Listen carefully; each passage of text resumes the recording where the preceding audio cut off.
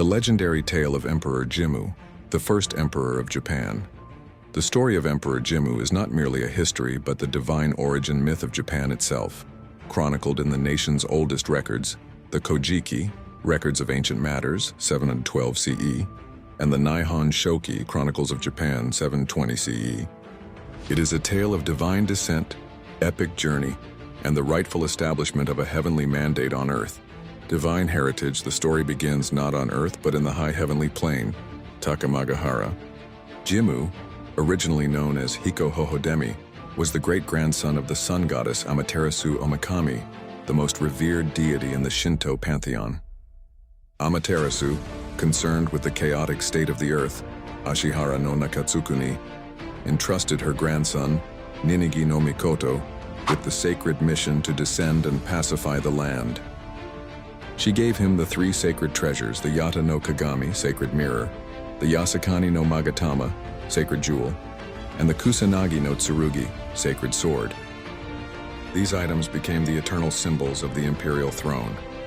Ninigi descended to earth and ruled. His grandson, Hiko Nagasatake Ugaya Fukiezu, had 4 sons. The fourth and youngest, possessing great ambition and wisdom, was Hiko Hohodemi. He would later be given the reign name Jimmu, meaning divine might.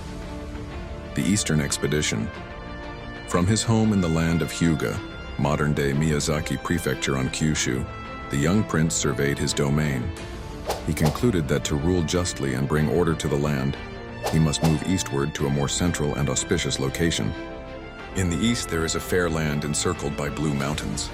There I suspect we will find the center of the world. Let us go there, make it our capital and unite the land under our rule. And so in the year 1667 BCE, by the traditional chronology, Jimmu, his elder brother Itsus no Mikoto, and a host of loyal followers set sail on a great expedition. They traveled by ship navigating the Seto Inland Sea. Their journey was not easy. They faced fierce resistance from local chieftains, the Kumaso. In an early battle, his brother Itsusa was grievously wounded. As he lay dying, he reflected on their struggle. We descendants of the sun goddess are fighting facing the sun. This is against the way of nature. We must be circumspect and strike from the shadows going around so that we have the sun at our backs. These dying words became a crucial strategic insight, divine guidance and the golden falcon. Heeding his brother's advice, Jimmu changed his route, leading his forces down to the Ki Peninsula, modern-day Wakayama Prefecture. Here, the journey grew even more difficult. The terrain was rugged and the local tribes, the Yemushi, were relentless. One night, while camped in the harsh mountains, Jimmu had a divine dream.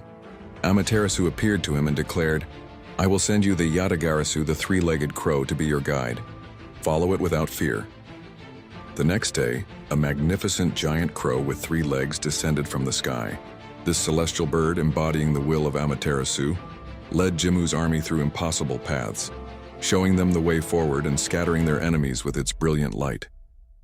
The conquest of Yamato.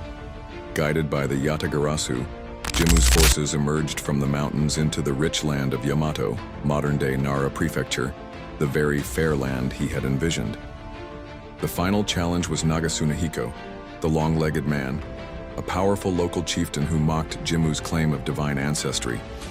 A battle seemed inevitable. However, at this critical moment, a god appeared to Jimmu in a dream and instructed him to worship Amaterasu and the other heavenly gods, and to use a sacred, ritually purified sword. Jimmu did so. As his forces advanced, a miracle occurred.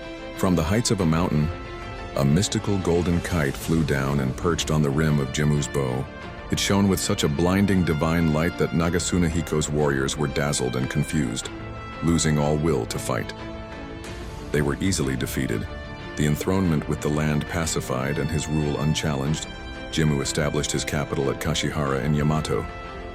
There in the year 660 BCE, on the first day of the first month, a date now celebrated as National Foundation Day, Kenkoku Kinen no Hai, on February 11th, Kamuyamato Iwarabiko ascended to the throne and was proclaimed Emperor Jimmu, the first emperor of Japan. He declared, "During the 6 years since our start from the place of the Tomi Palace in Hyuga, until now when we have subjugated the wicked chiefs of the unruly savages, the outlanders, except a few, have all paid homage. So now the land is ours to rule. Therefore, We will make this a peaceful and prosperous capital. He ruled as a wise and benevolent emperor for 75 years, passing away at the remarkable age of 126, according to the Nihon Shoki. He was succeeded by his son and the unbroken line of emperors